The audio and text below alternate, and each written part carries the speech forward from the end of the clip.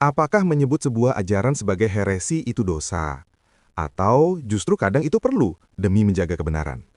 Banyak orang Kristen, termasuk teman-teman Protestan, merasa kata heresi terlalu keras, seolah-olah tidak boleh dipakai sama sekali. Tapi dalam tradisi intelektual Gereja Katolik, istilah ini bukan makian, melainkan kategori teologis yang sangat spesifik. Di video ini kita akan bahas dengan santai tentang dua istilah penting, material heresi dan formal heresi. Dan percaya atau tidak, memahami perbedaannya bisa mengubah cara kita berdialog antar umat Kristen. Jadi, mari kita masuk ke pembahasannya. 1. Apa itu heresi? Dalam tradisi Katolik, heresi berarti menolak kebenaran iman yang telah dinyatakan oleh gereja sebagai wahyu ilahi. Definisi ini dijelaskan secara resmi dalam Catechism of the Catholic Church, paragraf 2089-1992. Namun, gereja juga sangat berhati-hati. Tidak semua orang yang salah ajaran otomatis disebut heretik secara pribadi. Disinilah muncul dua kategori penting.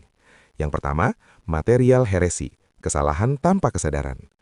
Material heresi berarti seseorang memegang ajaran yang keliru tanpa sadar bahwa itu bertentangan dengan iman gereja. Contoh sederhana, seorang Kristen yang sejak kecil diajar doktrin tertentu, misalnya sola scriptura sejak reformasi 1517 oleh Martin Luther, mungkin tidak pernah tahu bahwa gereja perdana tidak mengajarkannya. Dalam perspektif Katolik, orang itu salah secara doktrin, tetapi tidak bersalah secara moral.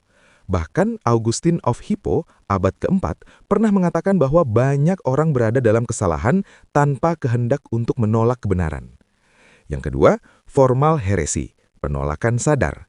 Berbeda dengan itu, formal heresi terjadi ketika seseorang sudah tahu ajaran gereja adalah kebenaran yang diajarkan secara resmi, tetapi tetap menolaknya secara sadar dan keras kepala. Ini yang dianggap dosa serius karena melibatkan kehendak untuk menolak kebenaran. Alkitab sendiri memberi peringatan tentang perpecahan doktrinal.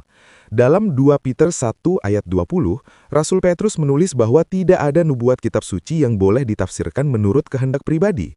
Ayat ini merupakan peringatan keras dan tegas terhadap interpretasi iman yang terlepas dari otoritas apostolik.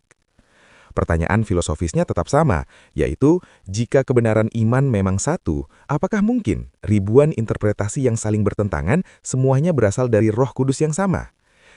Jika video ini membantu memperjelas perbedaan antara material heresi dan formal heresi, jangan lupa like, komen, share, dan subscribe channel ini supaya lebih banyak orang bisa belajar iman Kristen secara mendalam. Sampai jumpa di video berikutnya.